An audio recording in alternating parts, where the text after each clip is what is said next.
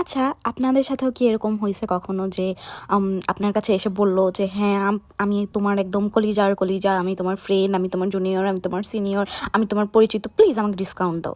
হ্যাঁ, কিন্তু ডিসকাউন্ট যখনই আপনি তাদেরকে দিয়ে দেন, তারপরেই তারা হচ্ছে এমন একটা ভং ধরে যে চিনেই না। ইভেন আপনাকে একবারও বলবে না যে, "হ্যাঁ, ঠিক আছে, তুমি আমার বিয়েতে আসো" বা "হ্যাঁ, সাকিবা তোমার দাওয়াত, আমার বিয়েতে তুমি আসো।" মানে থাকে না যে মুখের অলস ভাঙে, "হ্যাঁ আপু, আপনি আইসেন।"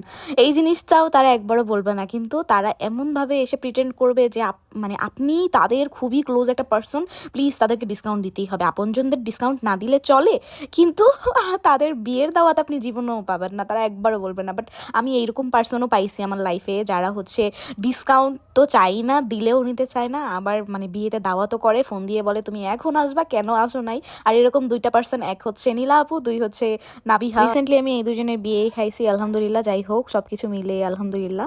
কিন্তু যারা যারা এরকম করেন যে বুকিং টাইমে এসে পরিচিতি বের করেন, আমি অমুক, আমি তমুক, তারপরে খবরও থাকে না, এই টাইপের মানুষটা প্লিজ আমাকে ইনবক্স করবেন না, আমি আপনাদেরকে ঘেন্না করি। আর ডিসকাউন্টের নামে আপনারা থাকলেও পরবর্তীতে আত্মীয়তা দেখানোর বেলায় আপনাদেরকে পাওয়া যায় না। সো নেক্সট টাইম থেকে আমার কাছে এই টাইপের আত্মীয়তা করতে আসবেন না, আমি কিন্তু একদম ডিশওয়াশ ছাড়া ধুয়ে দিব।